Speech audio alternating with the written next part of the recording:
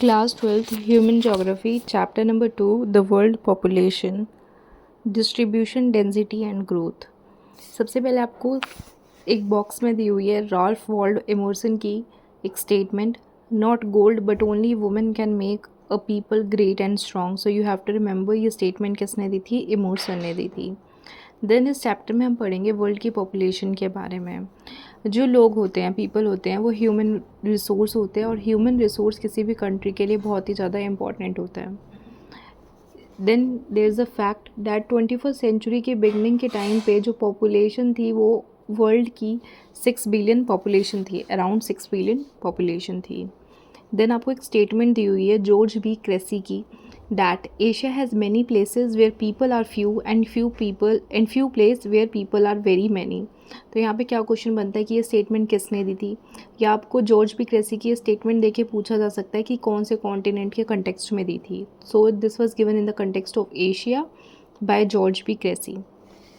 Then patterns of population distribution in the world. Patterns of population distribution हमें ये बताता है कि किस पर्टिकुलर एरिया की क्या डेमोग्राफिक करेक्टरिस्टिक्स हैं। पॉपुलेशन डिस्ट्रीब्यूशन मींस बेसिकली कि किस तरीके से लोग जो है वो स्प्रेड है over the earth surface. Around 90% world की population 10% of the land area पे रहती है। Around 90% of the world population live in the 10% of the area. Then 10 जो मोस्ट पॉपुलस कंट्रीज़ हैं, 10 जो सबसे ज़्यादा पॉपुलेटेड कंट्रीज़ है, उनमें अराउंड 60% वर्ल्ड की जो पॉपुलेशन है वो रिसाइड करती है। जो 10 मोस्ट पॉपुलस कंट्रीज़ हैं उनमें 60% of the world population reside करती है। और ये जो 10 मोस्ट पॉपुलस कंट्रीज़ हैं उनमें से 6 तो हमारी एशिया की ही हैं। अगर हम बात करें सबसे ज़्यादा पॉपुलेशन किसकी है, then it is China, then India, then USA, Indonesia, Brazil, Pakistan, then Nigeria, then Bangladesh, then Russian Federation and at the 10th number is Mexico. Then density of population. Density of population का मतलब होता है कि एक particular area में कितने लोग रह रहे हैं, घनत्व कितना है एक पर्टिकुलर एरिया का। Each unit of land has limited capacity to support people living on it. एक पर्टिकुलर लैंड की एक लिमिटेड कैपेसिटी होती है कि उस पर कितने लोग रह सकते हैं। अगर हम बात करें डेंसिटी ऑफ पॉपुलेशन की तो हम कैसे पता लगाते हैं? पॉपुलेशन को डिवाइड करके एरिया से, तो हमें पता चल जाता है कि पर स्क्वायर किलोमीटर एरिया में कितने लोग रह रहे हैं। अगर हम बात करें डेंसली पॉपुलेटेड एरियाज़ की वर्ल्ड की, जिसमें बहुत ज़्यादा पॉपुलेशन रिसाइड करती है, लाइक मोर देन 200 पर्सन जो है एक पर्टिकुलर एरिया में अगर रह रहे हैं पर स्क्वायर किलोमीटर में, तो वो एरियाज़ हैं आपके north east part of USA, north west part of Europe, south east and east Asia. यहाँ पे जो पॉपुलेशन है पर्टिकुलर एरिया में वो ज़्यादा होती है, डेंसिटी ऑफ पॉपुलेशन यहाँ पे हाई है। अगर हम बात करें कौन से ऐसे एरियाज़ हैं जो स्पार्सली पॉपुलेटेड रीजन्स हैं वर्ल्ड के, मतलब जहाँ पे पॉपुलेशन इतनी ज़्यादा नहीं देखने को मिलती, लाइक 1 पर्सन पर स्क्वायर किलोमीटर और 2 इतनी ही पॉपुलेशन देखने को मिलती है, तो एरियाज़ हैं आपके नॉर्थ और साउथ पोल्स, इक्वेटर वाला एरिया, ये सारे आपके लो डेंसिटी ऑफ पॉपुलेशन वाले एरियाज़ हैं। इन दोनों के बीच में कुछ ऐसे एरियाज़ भी हैं जहाँ पे मीडियम डेंसिटी है, अराउंड 11 to 50 पर्सनस पर स्क्वायर किलोमीटर रहते हैं, जैसे कि western China, southern India, Asia की अगर हम बात करें तो southern India, Norway, Sweden, Europe, ये वो एरियाज़ हैं जहाँ पे कम पॉपुलेशन हमें देखने को मिलती है, मॉडरेट पॉपुलेशन हमें देखने को मिलती है। Factors influencing the distribution of population. कौन से ऐसे फैक्टर्स हैं जो डिस्ट्रीब्यूशन ऑफ पॉपुलेशन को अफेक्ट करते हैं? सबसे पहले हैं आपके जियोग्राफिकल फैक्टर्स। फर्स्ट है आपका अवेलेबिलिटी ऑफ वाटर। जहाँ पे पानी ज़्यादा अवेलेबल होगा वहाँ लोग रहना पसंद करेंगे, क्योंकि वहाँ पे एग्रीकल्चर, खेती करना आसान होगा, तो लोग वहाँ पे रहते हैं। Then land forms. कोई भी फ्लैट एरिया है तो वहाँ पे लोग रहना पसंद करेंगे। माउंटेन्स वाले एरिया पे हम देखते हैं कि कम लोग रहना पसंद करते हैं। Then climate. कोई भी एरिया जो बहुत ही हार्श क्लाइमेट वाला होगा, या तो हॉट कोल्ड डेजर्ट्स की, अगर हॉट डेजर्ट्स की बात करें या कोल्ड डेजर्ट्स की बात कर लें, माउंटेनियस एरियाज़ हो गए, या जहाँ पे ज़्यादा लैंडस्लाइड्स होती हैं या फिर से ज़्यादा रेनफॉल होती है, वहाँ लोग रहना कम पसंद करते हैं। वो एरियाज़ जहाँ पे प्लीजेंट क्लाइमेट रहता है, जैसे कि मेडिटेरियन रीजन्स, वहाँ पे लोग रहना पसंद करते हैं। Then the next factor is soils. जहाँ पे जो सोइल है वो उपजाऊ होती है, फर्टाइल होती है, वहाँ पे लोग रहना पसंद करते हैं, क्योंकि वहाँ पे खेती करना आसान होता है। सो सॉइल एक इम्पॉर्टेंट जियोग्राफिकल फैक्टर है जिससे पता चलता है कि वहाँ पे पॉपुलेशन कितनी होगी। Then economic factors, first is minerals. किसी अगर पर्टिकुलर रीजन में मिनरल जो हैं वो ज़्यादा पाए जाते हैं तो वहाँ पे लोग रहेंगे क्योंकि वहाँ पे एम्प्लॉयमेंट जनरेट होगा। एग्जाम्पल दिया हुआ है जो आपको याद रखना है, Katanga, Zambia, copper belt, Africa की। Then the next factor is urbanisation. अगर हम बात करें सिटीज़ की तो सिटीज़ में हमें अच्छी अपॉर्चुनिटीज़ मिलती हैं इन the context of employment, educational facilities, medical facilities, better means of transport और कम्युनिकेशन हमें अर्बन एरियाज़ में देखने को मिलता है। सो सिटी लाइफ बहुत ही अट्रैक्टिव होती है और लोग वहाँ पे रहना पसंद करते हैं। The next is industrialisation. Industrial areas जो होते हैं वहाँ पे लोग अट्रैक्ट होते हैं क्योंकि वहाँ पे जॉब अपॉर्चुनिटीज़ मिलती हैं, लोगों को काम मिलता है। सो द रीजन यहाँ पे जो दिया हुआ है आपको आपकी बुक में वो है Kobe Osaka region of Japan, जो आपको याद रखना है किस लिए पॉपुलेटेड है, because of industrialisation. Then the last factor that is given in your book है सोशल एंड कल्चरल फैक्टर। अगर हम बात करें सोशल और कल्चरल फैक्टर की तो ये भी बहुत इंपॉर्टेंट रोल प्ले करता है। जहाँ पे सोशल और पॉलिटिकल अनरेस्ट होगा वहाँ पे लोग रहना पसंद नहीं करेंगे। जहाँ पे रिलीजियस और कल्चर सिग्निफिकेंस होगा किसी एक पर्टिकुलर रीजन का तो लोग उस एरिया की तरफ अट्रैक्ट होते हैं। Then the next topic is population growth. Population growth या पॉपुलेशन चेंज का मतलब होता है कि जो रहने वाले लोग हैं, इनहेबिटेंट्स हैं एक पर्टिकुलर एरिया में, वो चेंज हो रहे हैं during a specific period of time. अब ये जो चेंज है वो पॉजिटिव भी हो सकता है, नेगेटिव भी हो सकता है।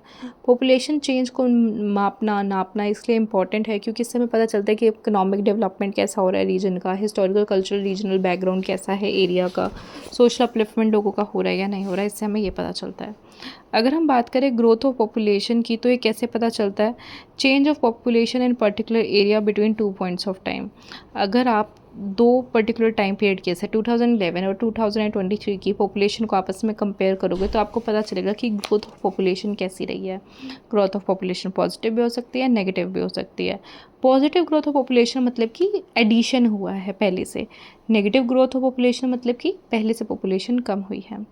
उसके बाद है आपका next point growth rate of population. Growth rate of population कुछ नहीं है, जब आप ग्रोथ ऑफ पॉपुलेशन को परसेंटेज की टर्म्स में बताते हो तो उसको कहते हैं growth rate of population.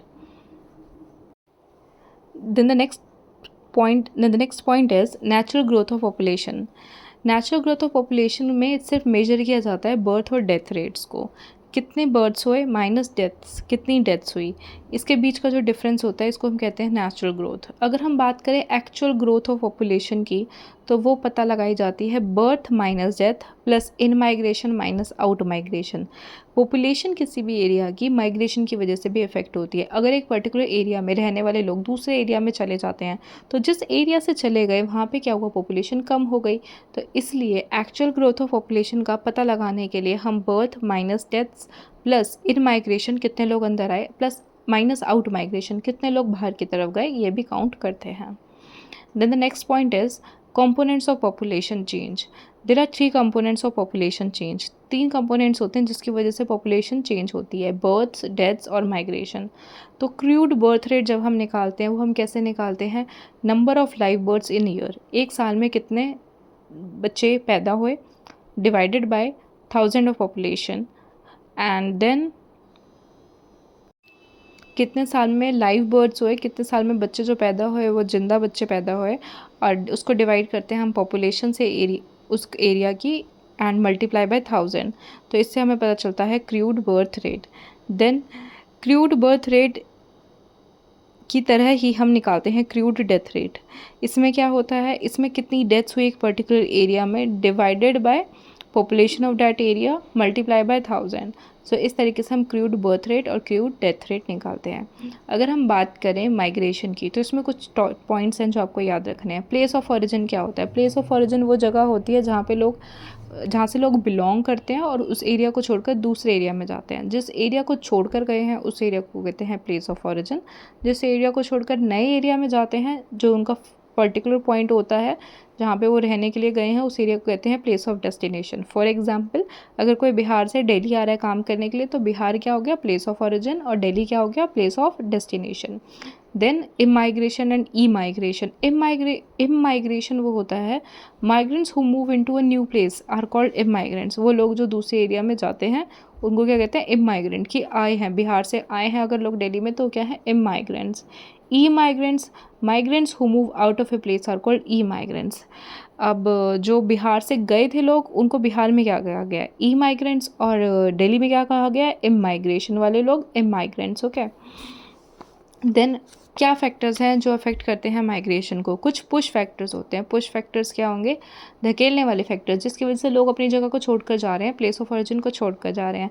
For example political unrest है, क्लाइमेट अच्छा नहीं है, नेचुरल डिजास्टर्स हो रहे हैं, सोशल इकोनॉमिक एंड बैकवर्डनेस है, एजुकेशन अच्छी नहीं मिल रही है, अनएम्प्लॉयमेंट की सिचुएशन है, तो ऐसे केसेस में लोग छोड़कर चले जाते हैं, इसको कहते हैं पुश फैक्टर्स। देन कुछ होते हैं आपके पुल फैक्टर्स, जिससे प्लेस ऑफ डेस्टिनेशन आपकी अट्रैक्टिव दिखाई देती है कि इस जगह पे जाके रहते हैं क्योंकि यहाँ पे अच्छी मेडिकल फैसिलिटीज़ हैं, एजुकेशनल फैसिलिटीज़ हैं, better job, peace, stability, security है, प्लीजेंट क्लाइमेट है, तो वो जगह छोड़कर दूसरी जगह पे जाके लोग रहना पसंद करते हैं। अगर हम बात करें ट्रेंड्स इन पॉपुलेशन की, तो हमें पता होना चाहिए माइग्रेशन हो रहा है इंडिया में सिटीज़ की तरफ। जो माइग्रेशन हो रहा है इंडिया में सिटीज़ की तरफ, वो एज और सेक्स सिलेक्टिव है। एज सिलेक्टिव कैसे है कि पर्टिकुलरली एक ही एज ग्रुप के लोग देखे जा रहे हैं जो माइग्रेट कर रहे हैं, जो यंग मैन हैं, वर्किंग एज ग्रुप के, काम के लिए जा रहे हैं सिटीज़ की तरफ। सेक्स सिलेक्टिव क्यों है, क्योंकि बेसिकली मेल्स ही जा रहे हैं, फीमेल्स नहीं जा रही हैं इतनी। देन ह्यूमन पॉपुलेशन जो है आपकी वो इंक्रीज़ करी है more than 10 times in the past 500 years. ये आपको एक फैक्ट दिया हुआ जो आपको याद रखना है। स्टेटमेंट वाले क्वेश्चंस में आपको ये स्टेटमेंट दी जा सकती है। I again repeat the fact, human population has increased more than 10 times in the last 500 years. अगर हम बात करें सिर्फ 20th सेंचुरी की, तो 20th सेंचुरी में itself the population has increased by 4 times. 20th century में जो पॉपुलेशन है वो अराउंड 4 टाइम्स इंक्रीज़ हो चुकी है। Then there is one more fact, 5 billion से 6 बिलियन की पॉपुलेशन आने के लिए, 1 बिलियन का एडिशन होने के लिए सिर्फ 12 साल लगे थे। ये आपके कुछ फैक्ट्स हैं जो आपको पता होने चाहिए। Then the next topic is spatial patterns of population change. इसमें आपको एक छोटी सी चीज़ को याद रखना है कि अगर किसी भी पर्टिकुलर एरिया की इकोनॉमिक डेवलपमेंट होती है, अगर एक पर्टिकुलर एरिया की इकोनॉमिक डेवलपमेंट होती है तो वहाँ पे पॉपुलेशन ग्रोथ कम होने लग जाती है। एग्जाम्पल के लिए आप यूएसए का एग्जाम्पल ले सकते हो, इकोनॉमिकली डेवलप कर रहा है, जैसे जैसे लोग इकोनॉमिकली डेवलप करते हैं वहाँ की जो पॉपुलेशन है वो कम होनी स्टार्ट हो जाती है। Then impact of population change, अगर पॉपुलेशन बहुत ज़्यादा रेट पे बढ़ रही होती है तो रिसोर्सेज का डिप्लेशन हमें देखने को मिलता है, एपिडेमिक्स फैलने लग जाते हैं। ये कुछ नेगेटिव पॉइंट्स होते हैं और जो रिसोर्सेज हैं उन पे काफ़ी ज़्यादा इफेक्ट पड़ता है। ये सब कुछ नेगेटिव पॉइंट्स हैं आपके जो पॉपुलेशन चेंज से एसोसिएटेड है। अगर हम बात करें इंडिया की, तो अराउंड 1.64% जो है इंडिया का एनुअल पॉपुलेशन ग्रोथ रेट है। ये आपको याद रखना है, annual population growth rate India का अराउंड 1.64 है। देन डेमोग्राफिक ट्रांजिशन के बारे में आपको बताया हुआ है। डेमोग्राफिक साइकिल होती है एक। डेमोग्राफिक ट्रांजिशन बेसिकली क्या है कि पहले प्रिमिटिव सोसाइटी होती है, प्रिमिटिव सोसाइटी इतनी डेवलप नहीं होती, सभी लोग रूरल एरियाज़ में एग्रीकल्चर वाला काम कर रहे होते हैं, देन प्राइमरी सेक्टर में एसोसिएटेड होते हैं, फिर थोड़ा थोड़ा इंडस्ट्रियलाइजेशन स्टार्ट होता है, लोग अर्बन एरियाज़ की तरफ शिफ्ट होने लग जाते हैं, देन सर्विस सेक्टर में जाते हैं। बट इसका डेमोग्राफिक साइकिल से क्या एसोसिएशन है? ये एसोसिएशन है कि अगर आप देखो प्रिमिटिव सोसाइटी है, इतनी ज़्यादा डेवलपमेंट नहीं है, तो क्या होगा, लोग ज़्यादा बच्चे पैदा करेंगे और ज़्यादा ही डेथ रेट होगा, क्योंकि इतनी ज़्यादा मेडिकल फैसिलिटीज़ नहीं है, तो मरने वालों की संख्या भी ज़्यादा है और बच्चे जो हो रहे हैं वो भी लार्ज अमाउंट में हो रहे हैं to compensate the people who are dying. Okay, so दोनों बर्थ रेट और डेथ रेट इस स्टेज में ज़्यादा होता है। हाई फर्टिलिटी होती है, हाई मॉर्टेलिटी होती है, तो जो पॉपुलेशन की जो ग्रोथ है वो बेसिकली स्लो होती है। ओके, देन सेकेंड स्टेज की अगर हम बात करें तो सेकेंड स्टेज में क्या होता है कि फर्टिलिटी तो अभी भी हाई ही रहती है, बट धीरे धीरे कम होनी स्टार्ट हो जाती है, बट डेथ रेट आपका कम होना स्टार्ट हो जाता है। डेथ रेट आपका कम होना स्टार्ट हो जाता है, तो बेसिकली नेट इंक्रीज़ होता है पॉपुलेशन में, नेट एडिशन होता है। आप दोबारा समझो इस चीज़ को कि सेकेंड स्टेज में क्या हो रहा है, बर्थ रेट तो हाई है पर अब डेथ रेट क्या होता जा रहा है, कम होता जा रहा है, तो नेट एडिशन होता है पॉपुलेशन में। और थर्ड स्टेज में क्या होगा, लोग पढ़ लिख चुके हैं, डेवलपमेंट हो चुकी है, तो बर्थ रेट भी कम होगा, डेथ रेट भी कम होगा, क्योंकि एडवांसमेंट हो गई है मेडिकल फैसिलिटीज़ में, तो लोगों की जान बच रही है। तो low addition low birth rate and low death rate. तो पॉपुलेशन बेसिकली क्या रहती है, स्टेबल रहती है या फिर से धीरे धीरे ग्रो करती है। Okay, then the last point is population control measures. कुछ ऐसे मेजर्स होते हैं जो लिए जाते हैं पॉपुलेशन को ग्रो करने के लिए। यहाँ पे जो आपके लिए इंपॉर्टेंट है वो है थॉमस मैल्थस की थ्योरी, जिन्होंने स्टेट किया था कि जो नंबर ऑफ पीपल जो हैं अगर वो ज़्यादा इंक्रीज़ करते हैं देन द फूड सप्लाई, तो पॉपुलेशन क्रैश हो जाएगा। अगर लोगों की संख्या ज़्यादा बढ़ जाती है और फूड सप्लाई इतनी एडुकेट अमाउंट में नहीं बढ़ पाती तो पॉपुलेशन का क्या हो जाएगा, क्रैश हो जाएगा, डिजीज़ वॉर फेमाइंस की कंडीशन आ जाएंगी। That was all in this chapter. देन आपको कुछ MCQs दे रखे हैं जिसमें से पहला पूछा हुआ है कि हाईएस्ट ग्रोथ ऑफ पॉपुलेशन कहाँ पे देखने को मिलती है, एशिया में देखने को मिलती है। देन पूछा हुआ है कि कौन सा ऐसा एरिया जहाँ पे स्पार्स पॉपुलेशन नहीं है, कम पॉपुलेशन नहीं है।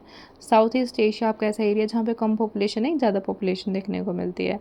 फिर आपसे पूछा हुआ है इनमें से कौन सा पुश फैक्टर नहीं है, पुश फैक्टर नहीं है।